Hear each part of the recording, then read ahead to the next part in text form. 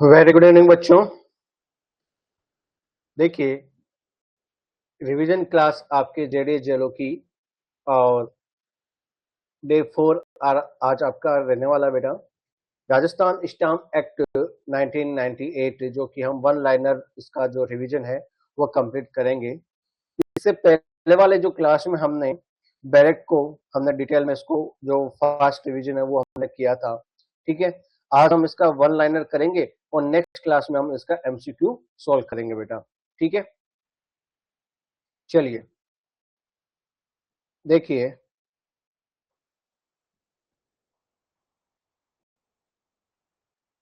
अच्छा, कहाँ पर आ गया? एक सेकंड, इसको हमारे को यहाँ पर लाना।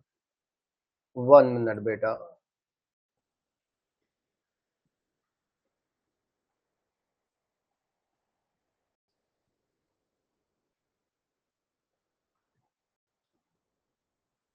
एक सेकंड, पीडीएफ वापस से अपलोड हो रही है।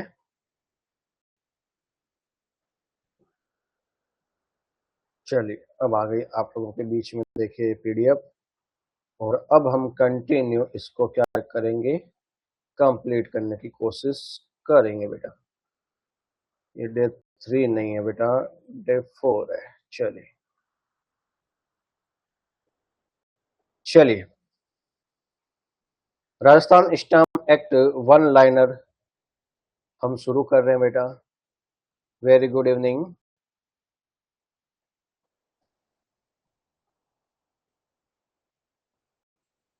चलिए देखिए, सबसे पहले जो राजस्थान स्टाम्प अधिनियम 1998 का राष्ट्रपति की जो स्वीकृति है वो कब प्राप्त हुई थी?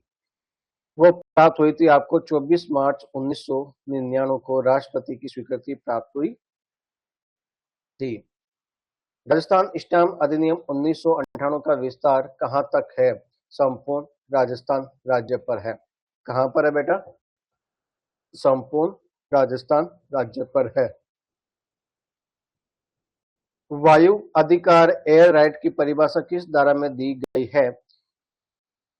2I में परिभाषित, जिसका अर्थ मौजूदा रूप से बिक्री और उपयोग के लिए ऊपरी मंजिलों के निर्माण का अधिकार आपके इसमें 2I के अंतर्गत एयर राइट की परिभाषा बतलाई गई है बेटा। ठीक है, फिर आता नेक्स्ट आपके अधिनियम के तहत बैंक कार्य टू फर्स्ट है बेटा, है ना। टू फर्स्ट में परिभाषित मौजूदा इमारत से स्वतंत्र रूप से बिक्री और उपयोग के रूप में ऊपरी मंजिलों के निर्माण का अधिकार आपके एयर राइट्स कहलाता है। अधिनियम के तहत आपके जो बैंक कार्य है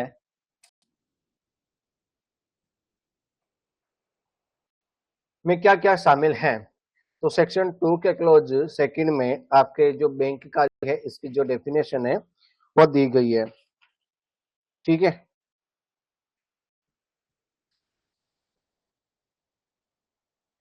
तो बैंक कार्ड से क्या मतलब है? इसमें बैंकिंग कंपनी, सहकारी बैंक, भारतीय स्टेट बैंक और उसके सहायक बैंक तथा राष्ट्रीयकृत बैंक शामिल हैं। ठीक है, क्या विनिमय पत्र बिल ऑफ एक्सचेंज में हुंडी शामिल है? तो आपका ये जो सवाल है, हाँ बिल्कुल शामिल है इसमें। चलिए, विनिमय पत्र में हुंडी शामिल है। क्या वहन पत्र बिल ऑफ लीडिंग में मेट की रसीद शामिल होती है? नहीं। धारा 2 के क्लोज 5 में के अनुसार वहन पत्र में मेट की रसीद शामिल नहीं होती है। 2 के क्लोज 6 में स्पष्टीकरण के अनुसार अनुप्रमाणित का क्या अर्थ होता है? इसका अर्थ यह होता है कि एक या एक से अधिक गवाहों द्वारा अनुप्रमाणित होना, जिन्होंने निष्पादक को हस्ताक्षर करते हुए देखा और निष्पादक से हस्ताक्षर की व्यक्तिगत पावती प्राप्त की हो, तो क्या माना जाएगा? अनुप्रमाणित, अटेस्टेड माना जाएगा। फिर आता है आपके क्वेश्चन नंबर 8, प्रभारी शब्द का किसी लिखित के संबंध में क्या अर्थ होता है? तो 2 के क्लोज 7 में इसका अर्थ इस अधिनियम के लागू होने के बाद निष्पादित लिखित पर इस अधिनियम के तहत देय शुल्क अन्य लिखितों पर उनके निष्पादन के समय लागू कानून के तहत देय शुल्क से माना जाता है।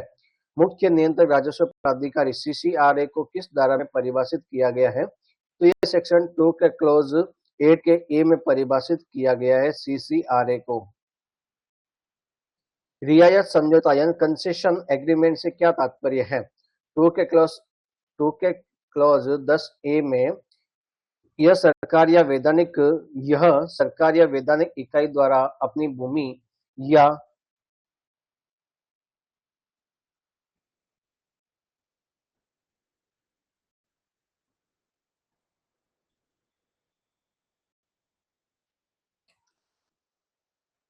यह समझौता 2 एक्स के अनुसार यह सरकार या वैधानिक इकाई द्वारा अपनी भूमि या संपत्ति पर वाणिज्यिक आधार पर सेवा प्रदान करने का अधिकार देने वाला समझौता होता है। क्या हस्तांतरण पत्र में वायु अधिकार की बिक्री? हाँ, बिक्री शामिल होती है। 2 के क्लोज 11 के तहत हस्तांतरण पत्र में वायु अधिकारों और सतह के नीचे के अधिकारों की बिक्री शामिल होती है।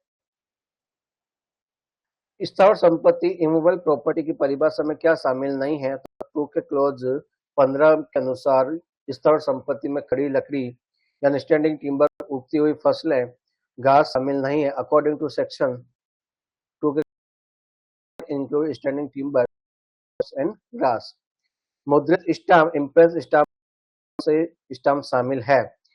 धारा 2 के क्लोज 16 के अनुसार इसमें चिपकाए गए लेबल, स्टाम्प पेपर पर उभरे हुए या उकरे गए स्टाम्प, फ्रैंकिंग मशीन की छाप या इलेक्ट्रॉनिक तरीके से मुद्रित या स्टाम्प शामिल है। तो 2 के क्लोज 16 में क्या है? चिपकाए गए जो मुद्रित स्टाम्प है वो आपके 2 के क्लोज 16 में बताए गए हैं, जिसमें चिपकाए गए लेबल, स्टाम्प पेपर या उकरे हुए स्टाम्प, फ्रैंकिंग मशीन की छाप या इलेक्ट्रॉनिक तरीके से मुद्रित स्टाम्प शामिल होता है बेटा। इस अधिनियम की धारा 2 के क्लोज 17 अनुसार क्या कश्मीर राज्य शामिल है? तो अब ये जो वाला क्वेश्चन है ना बेटा, ये अब अपडेट हो गया, यानी इसके अब जो भारत में आपका जम्मू कश्मीर शामिल है।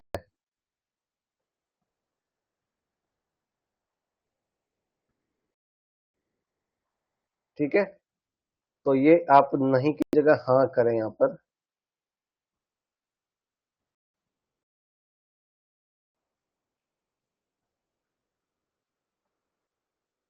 ठीक है, क्या किसी मध्यस्थ आर्बिट्रेटर का पंचायत विभाजन के लिखित में शामिल है? हाँ, 2 के क्लोज 20 में विभाजन के निर्देश देने वाला मध्यस्थ का पंचायत इसमें शामिल है। क्या लाइसेंस किसी भी संपत्ति में शुल्काचार या हित उत्पन्न करता है? नहीं। धारा 2 के क्लोज 21 ए में स्पष्ट रूप से कहती है कि ऐसा अधिकार शुल्काचार या संपत्ति में कोई भी जाता है। बाजार मूल्य कैसे तय किया जाता है? तो धारा 2 के क्लोज 23 के अनुसार यह खुले बाजार से में प्राप्त हो सकने वाले मूल्य या लिखित में वर्णित प्रतिफल दोनों में से जो भी अधिक हो वह होता है।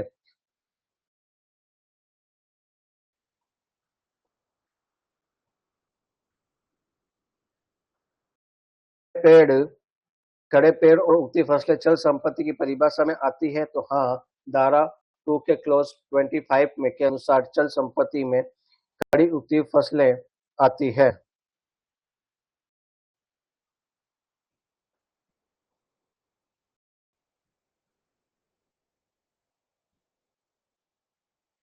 चलिए, क्वेश्चन नंबर 19, क्या समुद्री बीमा पॉलिसी ऑफ सी इंश्योरेंस में पारगमन को जोखिम शामिल होता है? हाँ, धारा 2 के क्लोज 29 के अनुसार इसमें समुद्री जोखिम के साथ साथ पारगमन का कोई भी प्रासंगिक जोखिम है वो शामिल होता है।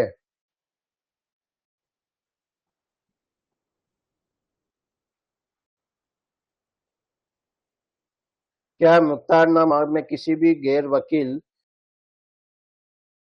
होने के लिए अधिकृत करने वाला लिखित शामिल है? धारा 2 के क्लोज 30 के अनुसार उसमें मुख्तारनामे की परिभाषा में शामिल किया गया है। कितनी राशि से अधिक का धन या चल संपत्ति प्राप्त होने पर धारा 33 के तहत रसीद देना अनिवार्य है? तो धारा 33 के तहत 5,000 रुपए से अधिक की राशि या संपत्ति प्राप्त होने पर रसीद क्या धार्मिक और धर्मार्थ उद्देश्य के लिए किया गया संपत्ति का गैर वसीयती निपटान व्यवस्थापन माना जाता है?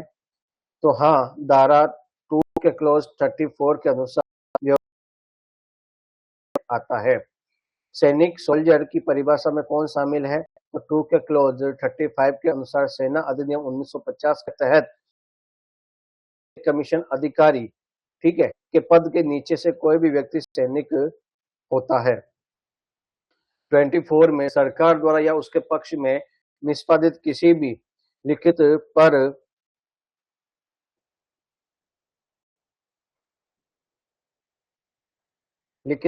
स्टाम्प शुल्क का क्या प्रावधान होगा? तो धारा 3 के फर्स्ट के अनुसार स्टाम्प शुल्क से मुक्त होते हैं।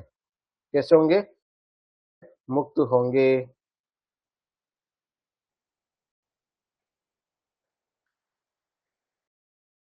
बुनियादी ढांचा सुविधाओं के विकास के लिए अधिकतम कितना अधिभार लगाया जा सकता है? धारा 3A के अनुसार देय स्टाम्प शुल्क के अधिकतम 10% तक अधिभार लगाया जा सकता है। गाय और उसकी संतानों के संरक्षण और संवर्धन के लिए अधिकतम अधिभार सरचार्ज की दर क्या होती है? धारा 3B के अनुसार 3B के अनुसार देय स्टाम्प शुल्क पर अधिकतम 20% तक अधिभार लगाया जा सकता है।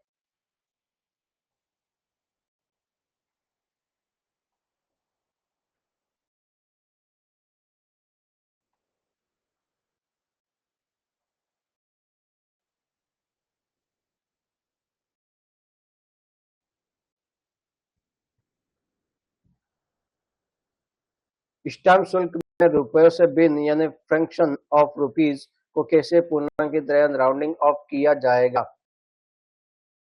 50 पैसे या उससे अधिक से भिन्न को अगले 1 रुपए में पूर्णांकित किया जाएगा और 50 पैसे दिया जाएगा।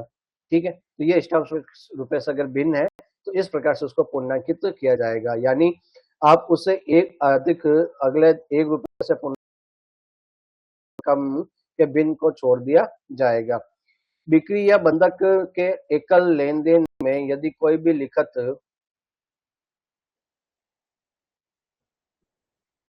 लिखित उपयोग किए जाते हैं तो मुख्य लिखित के अलावा अन्य लिखितों में कितना शुल्क लगेगा? धारा 5 के अनुसार मुख्य लिखित के अलावा प्रत्येक अन्य लिखित पर 200 रुपए का शुल्क लगेगा। कितना शुल्क लगेगा बेटा? 200 रुपए का शुल्क लगेगा। ठीक है, विभिन्न मामलों में सेवरल मैटर से संबंधित किसी भी एक लिखित पर शुल्क कैसे लगाया जाएगा? तो धारा 6 के अनुसार उस पर उन सभी शुल्कों का योग यानी एग्रीगेट अमाउंट पर लगाया जाएगा जो कि अलग अलग लिखितों पर प्रभार्य होंगे। यदि कोई अनुसूची में 2 या अधिक वर्णनों में आता है तो उस पर कौन सा शुल्क लगेगा? धारा 7 के अनुसार उस लिखित पर लागू होने वाले विभिन्न शुल्कों में से जो भी सबसे अधिक होगा वही शुल्क लगेगा।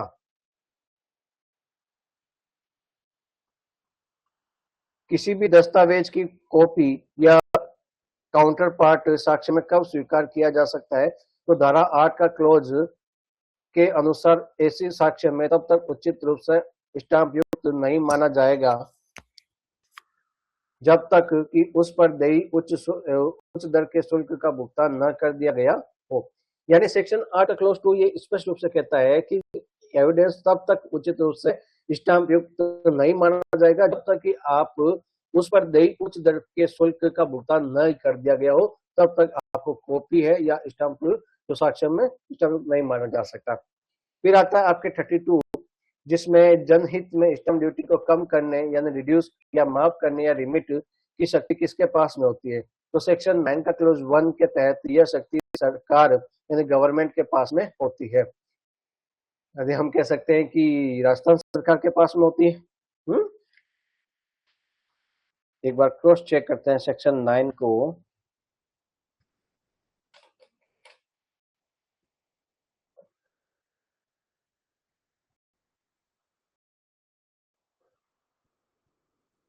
इसमें सरकारी लिखा है बेटा, ठीक है। चलिए, यानी क्लोज 1 में आपके सरकार ने लिखा है। रसीदों और बीमा पॉलिसियों के मामले में स्टैंप ड्यूटी के एकत्रीकरण यानी कंसोलिडेशन का आदेश कौन दे सकता है? तो धारा 9 की क्लोज 2 के अनुसार निरीक्षक यानी इंस्पेक्टर जनरल ऑफ स्टाम्प यह आदेश दे सकता है। फिर आता है आपके स्टाम्प ड्यूटी के भुगतान को दर्शाने के लिए फ्रैंकिंग मशीन के उपयोग को अधिकृत करने की शक्ति किसके पास में है? तो धारा 10 के क्लोज 3 के अनुसार स्टाम्प महानिरीक्षक फ्रैंकिंग मशीन के उपयोग को अधिकृत कर सकता है। सरकारी विभागों या बैंकिंग संस्थाओं को किस इलेक्ट्रॉनिक प्रणाली के माध्यम से स्टाम्प शुल्क का भुगतान सुनिश्चित करना होगा? धारा 10(a) के तहत राज्य सरकार यानी इलेक्ट्रॉनिक रिसिप्ट अकाउंटिंग सिस्टम के माध्यम से भुगतान सुनिश्चित करने का निर्णय करती है। उच्च न्यायालय के अधिवक्ता के रूप में नामांकन के लिए क्या चिपकने वाले स्टाम्प का उपयोग किया जा सकता है? हाँ, धारा 11(c) के अनुसार इसके लिए चिपकने वाले स्टाम्प का उपयोग किया जा सकता है। चिपकने वाले स्टाम्प को रद्द करने की कानूनी आवश्यकता क्या होती है? तो धारा 12 के अनुसार जिस समय स्टाम्प लगाया जा सकता है या दस्तावेज निस्तारित किया जा सकता है, यदि चिपकने वाले स्टाम्प को रद्द नहीं किया जाता है तो उसको कानूनी परिणाम क्या होता है? धारा 12 के क्लोज 2 के अनुसार ऐसे स्टाम्प वाले लिखित को स्टाम्प वाला माना जाना जाएगा। मुद्रित स्टाम्प वाले कागज पर लिखित लिखने का क्या नियम होता है? तो धारा 23 के अनुसार लिखित इस प्रकार लिखा जाना चाहिए कि स्टाम्प दस्तावेज के मुख्य पृष्ठ पर दिखाई दे और उसे किसी अन्य दस्तावेज के लिए उपयोग न किया जा सके। क्या एक ही स्टाम्प पेपर पर दो अलग अलग प्रभार या दस्तावेज लिखे जा सकते हैं? तो नहीं। धारा 14 के अनुसार एक स्टाम्प पेपर पर केवल एक ही प्रभार या दस्तावेज लिखा जा सकता है। सेक्शन 13 और 14 के उल्लंघन में लिखे गए दस्तावेज की स्थिति क्या होगी? तो सेक्शन 15 के अनुसार ऐसे दस्तावेज को सम्यक रूप से स्टाम्प न लगा हुआ नॉट ड्यूली स्टाम्पेड माना जाएगा। ठीक है। राजस्थान राज्य के भीतर निष्पादित किसी भी लिखित पर स्टाम्प रखने की समय सीमा क्या होगी? तो धारा 17 के अनुसार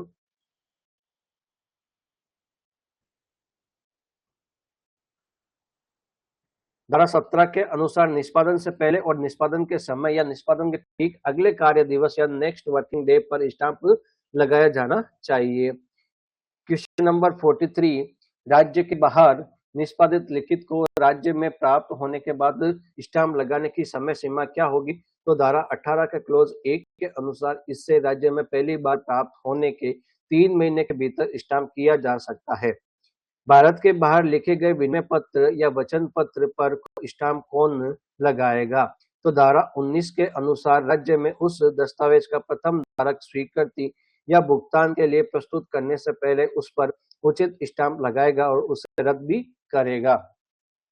यदि राजस्थान के बाहर पंजीकृत किसी भी दस्तावेज की प्रतिलिपि राजस्थान में प्राप्त होती है और वह राजस्थान की संपत्ति से संबंधित है तो अंतर शुल्क यानी डिफरेंस ऑफ ड्यूटी कैसे तय करेगा?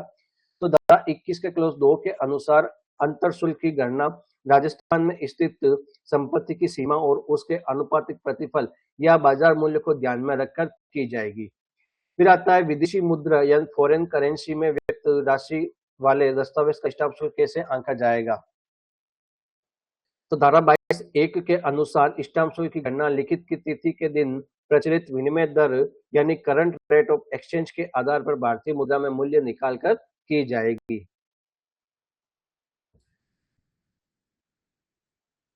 स्टॉक और विपणन योग्य प्रतिभूतियों का मूल्यांकन किस आधार पर किया जाता है? धारा 23 के अनुसार लिखित की तिथि के दिन उनकी औसत कीमत या एवरेज प्राइस या मूल्य के आधार पर मूल्यांकन किया जाता है। क्या दस्तावेज में ब्याज का उल्लेख होने पर उच्च स्टाम्प शुल्क लगता है? नहीं। धारा 25 स्पष्ट करती है कि ब्याज का उल्लेख होने के कारण दस्तावेज पर अधिक स्टाम्प शुल्क नहीं लगाया जाएगा। फिर आता है 49, यदि संपत्ति ऋण के प्रतिफल यानी इन कंसिडरेशन ऑफ डेब्ट के रूप में हस्तांतरित की जाती है तो स्टाम्प ड्यूटी किस पर देय होगी? तो धारा 27 के अनुसार उस पर उस ऋण या राशि को हस्तांतरण का संपूर्ण आंशिक प्रतिफल माना जाएगा जो उसी पर मूल्य अनुसार शुल्क लगेगा। यदि कोई भी वार्षिक या अनिश्चित काल के लिए देय मूल्यांकन के लिए कितनी अवधि की गणना की जाती है, तो धारा 28B के अनुसार ऐसी स्थिति में 20 वर्ष की अवधि के दौरान देय कुल राशि को मूल्यांकन का आधार माना जाएगा। जब किसी विषय वस्तु का मूल्य अनिश्चित हो तो स्टाम्प शुल्क का निर्धारण कैसे होता है, तो धारा 29 के अनुसार उस दस्तावेज पर कोई भी राशि उस अधिकतम राशि यानी हाईएस्ट अमाउंट से अधिक दावा योग्य नहीं होगा जिसके लिए वास्तव में उपयोग किया गया हो या स्टाम्प पर्याप्त होता हो। फिर खान के पट्टे यानी लीज ऑफ माइन में जहां रॉयल्टी सरकार को दी है, वह स्टाम्प ड्यूटी के लिए रॉयल्टी का अनुमान कौन लगा सकता है, तो कलेक्टर मामले की सभी परिस्थितियों को ध्यान में रखते हुए इसका अनुमान लगाता है। कौन लगाएगा? कलेक्टर लगाएगा।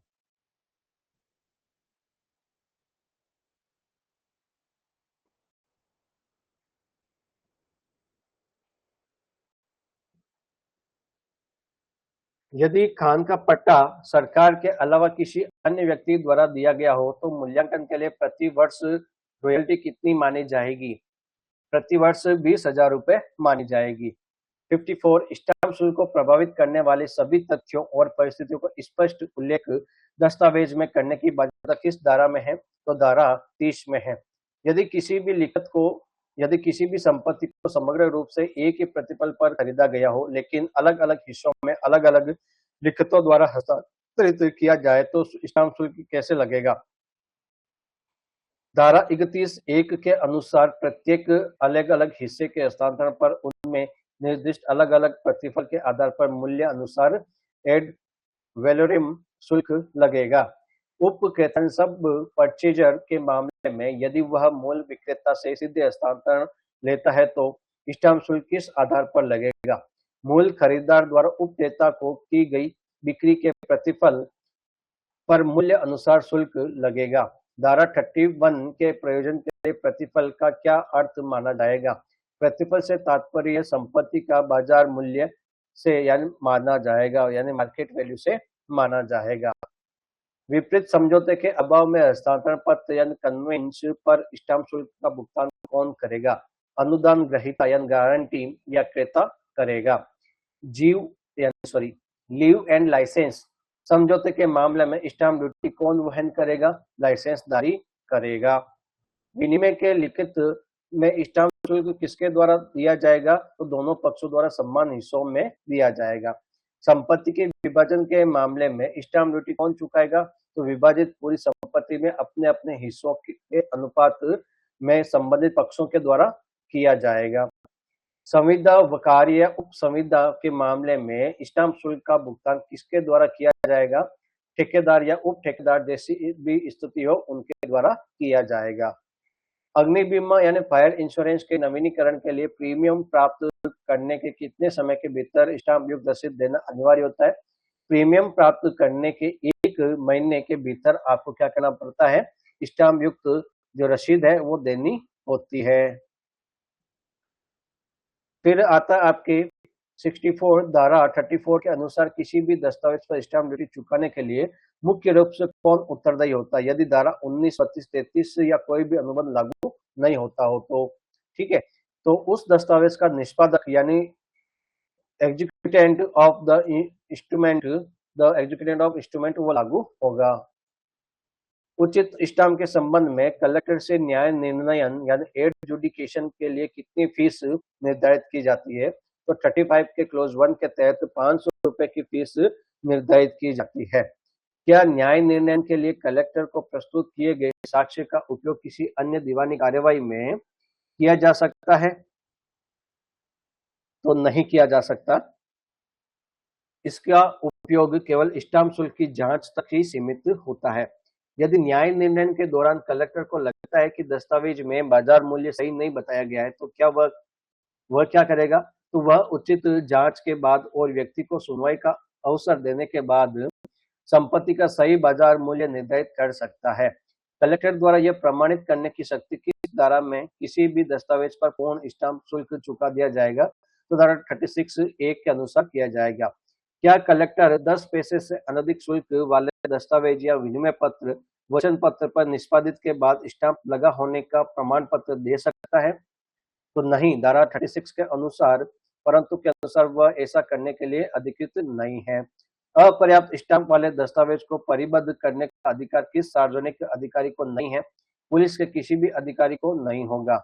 क्या किसी आपराधिक न्यायालय के न्यायाधीश या मजिस्ट्रेट को दस्तावेज को परिबद्ध करने के लिए बाध्य किया जा सकता है? नहीं। यदि वह ऐसा करना उचित नहीं समझता है तो सीआरपीसी के विशेष अध्ययन का कार्यवाही को छोड़कर करेगा और बीएनएसएस के जो भी होगा।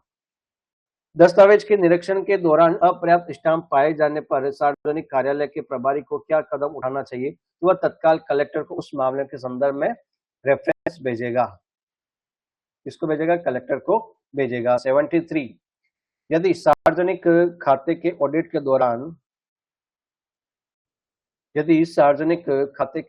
दौरान ₹1 तक के शुल्क वाली कोई भी रसीद बिना स्टाम्प के पाई जाती है तो अधिकारी क्या कर सकता है? तो वह दस्तावेज को परिबद्ध यानी इंपाउंड करने के बजाय उसकी जगह उचित स्टाम्प युक्त रसीद यानी ड्यूली स्टाम्प्ड रसीद देने की मांग कर सकता है। बिना उचित स्टाम्प वाले दस्तावेज को साक्ष्य में स्वीकार नहीं किए जाने के क्या प्रावधान किस धारा में?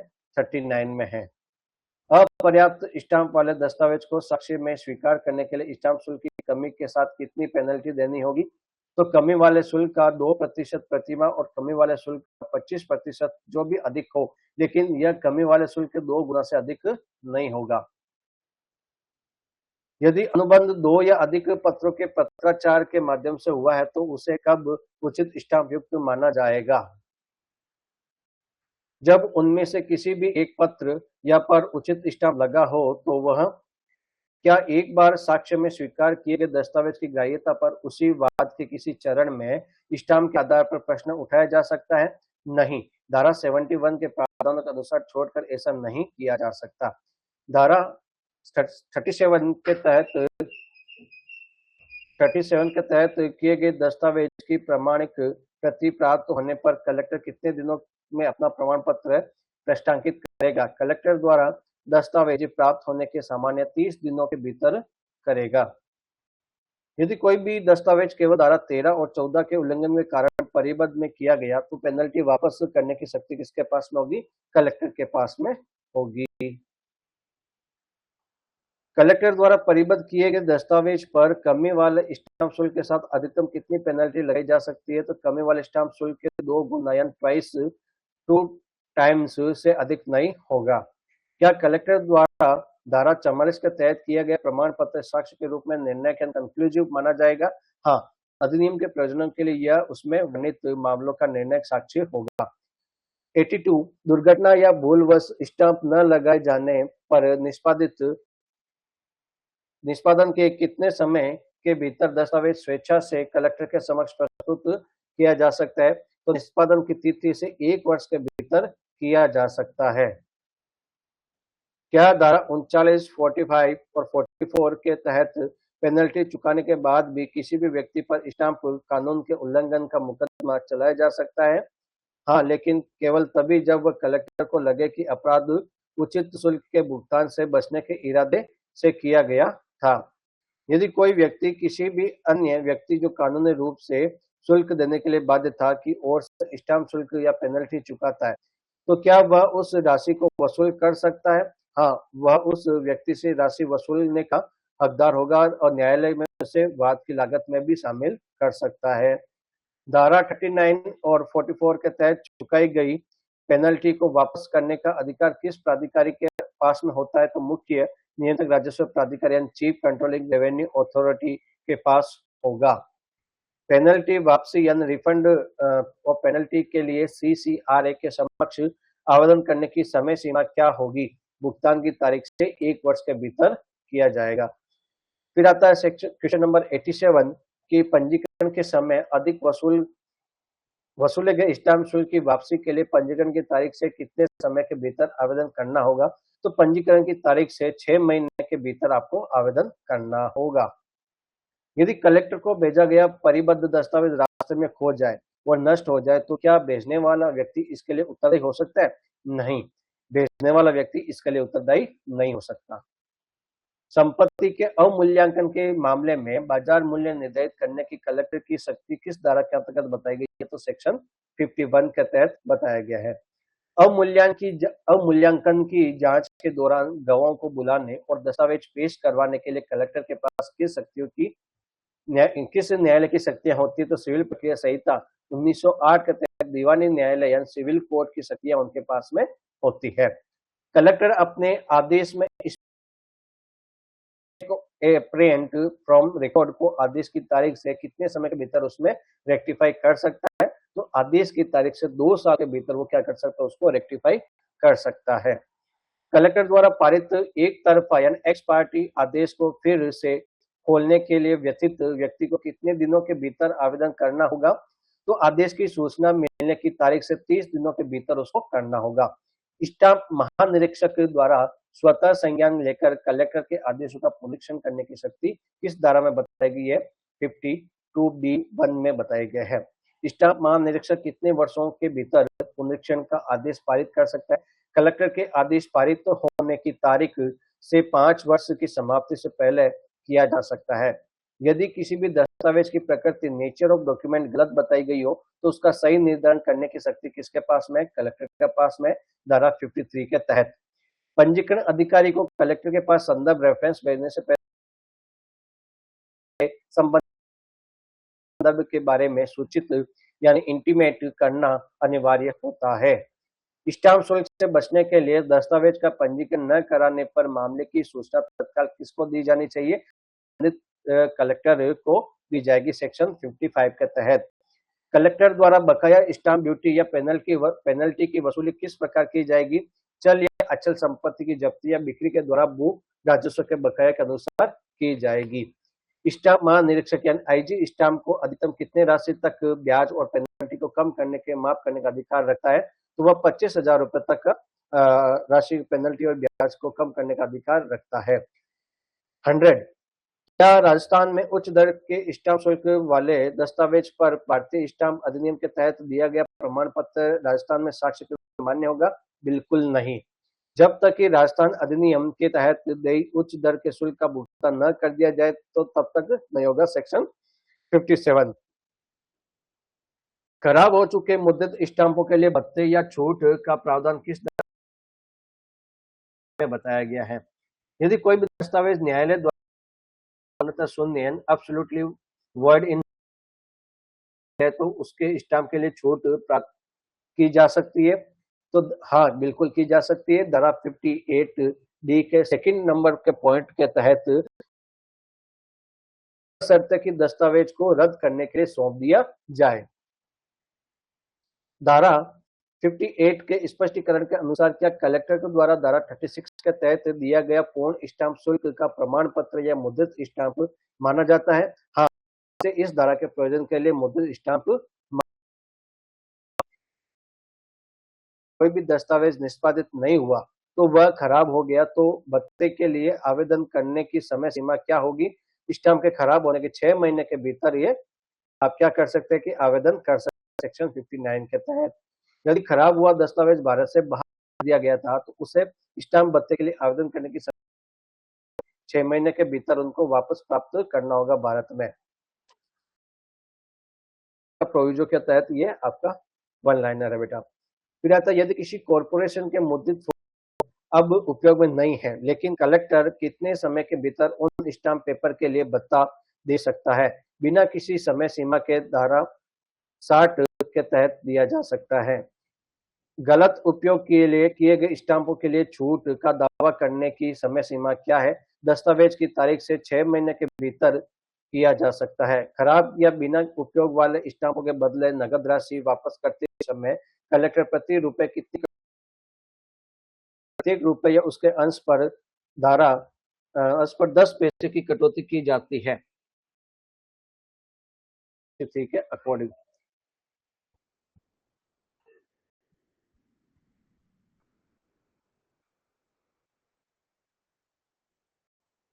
एक सेकंड बेटा।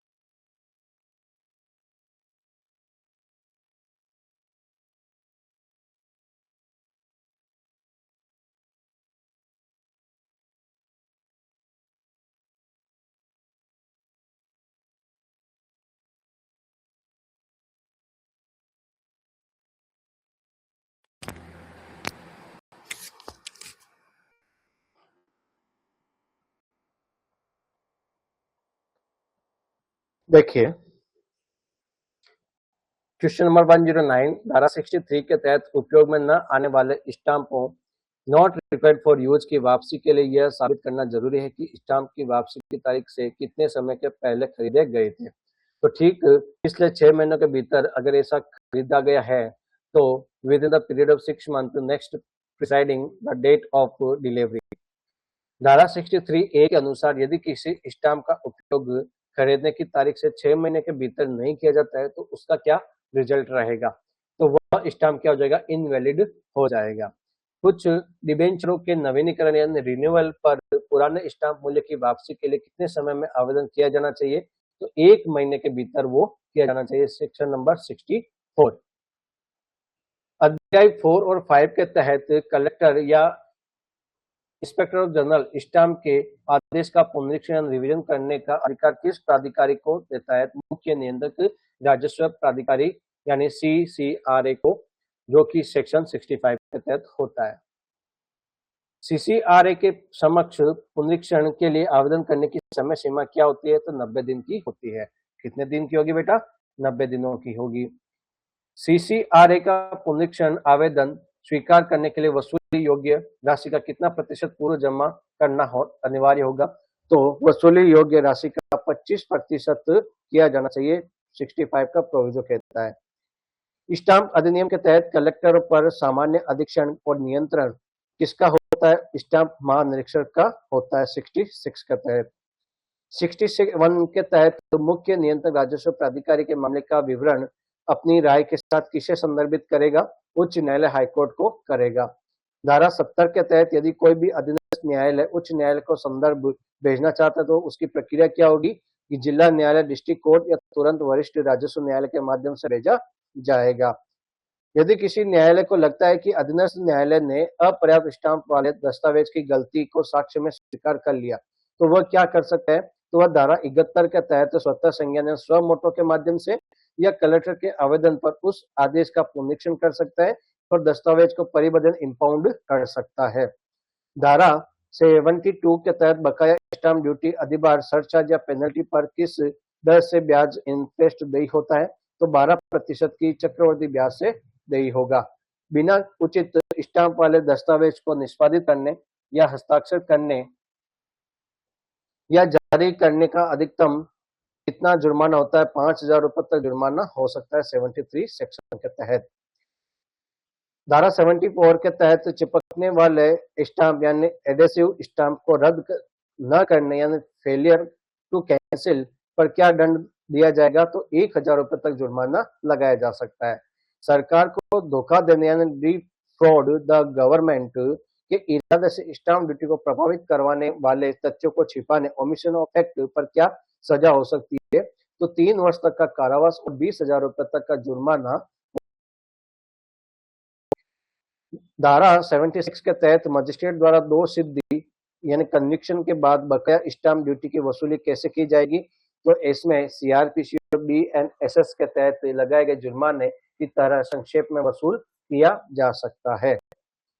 यदि कोई भी व्यक्ति 500 रुपए से अधिक की राशि प्राप्त करता है लेकिन स्टाम्प ड्यूटी से बचने के लिए 500 रुपए से कम की रसीद देता है तो क्या दंड होगा? 1,000 रुपए तक का जुर्माना हो सकता है सेक्शन 77 के तहत। फिर कहता है बीमा प्रीमियम प्राप्त करने के 1 महीने के भीतर उचित स्टाम्प युक्त बीमा पॉलिसी जारी न करने पर क्या दंड दिया जाएगा? तो 2,000 रुपए तक का जुर्माना लगाया जाएगा 78 सेक्शन के तहत। सरकार को धोखा देने के इरादे से विनिमय पत्र या वचन पत्र पर वास्तविक तिथि के बाद तिथि पोस्ट डेटिंग डालने पर क्या जुर्माना होगा? तो 5,000 रुपए तक जुर्माना और 80 सेक्शन के अंतर्गत बताया गया है। सेक्शन 82 के तहत अनधिकृत रूप से स्टाम्प बेचने वाले व्यक्ति के लिए क्या सजा हो सकती है? तो सेक्शन 6 महीने तक का कारावास या 5,000 रुपए तक का जुर्माना या दोनों दिया जा सकता है। इस अधिनियम किसकी पूरी मंजूरी के बिना शुरू नहीं किया जा सकता? कलेक्टर या राज्य सरकार द्वारा अधिकृत अधिकारी की मंजूरी के बिना नहीं किया जा सकता। स्टाम्प अधिनियम के अपराध का विचारण किस स्थान पर किया जा सकता है? उस जिले में जहां दस्तावेज पाया जाता है जहां CRPC और BNS के तहत विचारण हो सकता है। धारा 84 सार्वजनिक अधिकारी के रजिस्टर और रिकॉर्ड के निरीक्षण इंस्पेक्शन के लिए अधिकृत अधिकारी का न्यूनतम पद क्या होना चाहिए? तो तहसीलदार से नीचे का पद नहीं होना चाहिए, सेक्शन 85। राज्य सरकार द्वारा स्टाम्प बिक्री के संबंध में बनाए गए नियम किस मूल्य के चिपकने वाले स्टाम्पों की बिक्री पर प्रतिबंध नहीं करेंगे? तो 10 पैसे या 5 पैसे के स्टाम्पों को या धारा 86 के परंतु के अंतर्गत होंगे। फिर अधिनियम के प्रयोजन को लागू करने के लिए नियम बनाने की शक्ति या किसमें निहित या नियम तोड़ने पर अधिकतम जुर्माना क्या होगा? राज्य सरकार में नियम बनाने का निहित है और अधिकतम 5,000 रुपए तक जुर्माना लगाया जा सकता, सेक्शन 87। संविधान की फर्स्ट की प्रविष्टि नंबर 91 में निर्दिष्ट दस्तावेजों पर राजस्थान में कौन सा अधिनियम लागू होगा? भारतीय स्टाम्प अधिनियम 1899 लागू होगा, सेक्शन 90। अनुसूची के अनुच्छेद 1 के अनुसार 20 रुपए से अधिक की ऋण की पावती पर कितना स्टाम्प शुल्क होगा? 10 रुपए का होगा। गोदनामा या दत्तक विलेख पर स्टाम्प शुल्क कितना होता है? 1,000 रुपए का होगा, अनुच्छेद 3। शपथ पत्र एफिडेविट पर स्टाम्प शुल्क कितना होता है? 50। उस एग्रीमेंट पर कितना स्टाम्प शुल्क है जो खरीद या बिक्री से संबंधित है लेकिन जिसमें कब्जा नहीं दिया गया है? दस्तावेज में वर्णित कुल प्रतिफल का 3% और अनुच्छेद 5C के अंतर्गत ये बताया गया है। किसी भी कंपनी के आर्टिकल्स ऑफ एसोसिएशन पर अधिकृत शेयर पूंजी का कितना प्रतिशत स्टाम्प शुल्क लगता है? तो 0.5% यानी आधा प्रतिशत लगता है। बैंक गारंटी पर स्टाम्प शुल्क क्या होता है? सुरक्षित राशि का 0.25 जिसकी अधिकतम सीमा 25,000 रुपए है, वहां पर अनुच्छेद 13A के तहत 25% लगेगा। डिबेंचर को छोड़कर अन्य बॉन्ड पर स्टाम्प शुल्क किस दर से लगता है? सुरक्षित राशि का या मूल्य का 5%।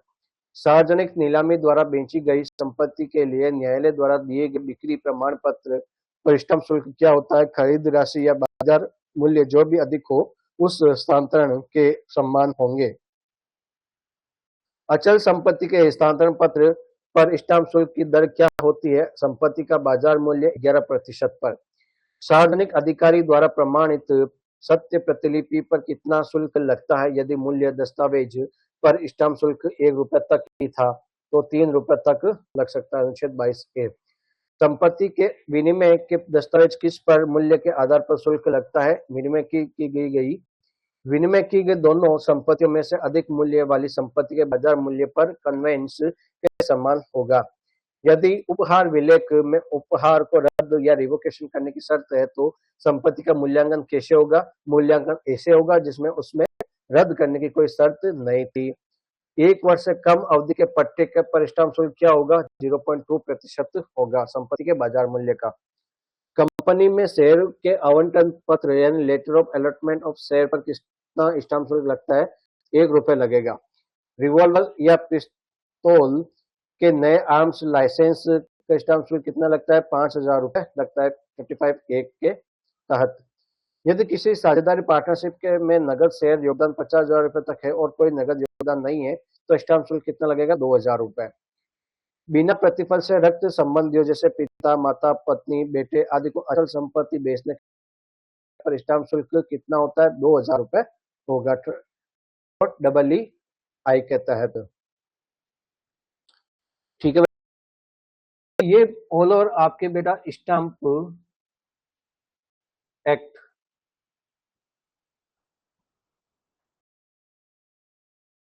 वन लाइनर हमने अभी डिस्कस किया। ठीक है, और भी क्वेश्चन बन सकते थे लेकिन इसमें मैंने वेरी मोस्ट जो आपके एग्जाम में आने लायक है वो मैंने इसमें डाला है बेटा। अब जो नेक्स्ट क्लास होगी आपके, हमने अभी तक देखिए एक तो इसका डायरेक्ट रीड किया, डायरेक्ट रीडिंग कर लिया, दूसरा हमने इसका वन लाइनर देख लिया। ठीक है, अब हम इसका एमसीक्यू सोल्व करेंगे। ठीक है, अब इतना कुछ कर ले, जब हम 3 बार हम इसका कर लेंगे, जैसे सबसे पहले वाली क्लास में हमने इसका डायरेक्ट को पढ़ा था अच्छे से, फिर हमने फिर से इसको डायरेक्ट रीडिंग किया था फास्ट, उसके बाद में अब हमने वन लाइनर देखा और अब हम एमसीक्यू सोल्व करेंगे, यानी एक ही डायरेक्ट को हम 4 बार कवर कर रहे हैं। ठीक है, और आप अपने तो आपका 5 टाइम हो जाएगा। ठीक है बेटा, तो इस चीज को ध्यान में रखना। और जितने हो सके रैपिड फास्ट रिवीजन करिए, और अगर जहाँ कहीं भी आपको ज़रूरत हो तो आप हमें यहाँ पर फॉलो कर सकते हैं नीरेक अकेडमी पर। और नंबर आपके पास में है ही है 9782254249। ठीक है, यहाँ पर आप व्हाट्सएप के माध्यम से जुड़ सकते हैं। ठीक है, अगर एप्लीकेशन डाउनलोड नहीं किया तो कर लेना, और व्हाट्सएप नंबर ये रहा। कोई भी बात हो, कोई भी डाउट हो तो आराम से आप व्हाट्सएप पर मैसेज करके पूछ सकते हैं। मिलते हैं एक नए एक्ट के साथ में। ठीक है, चलिए, थैंक यू सो मच।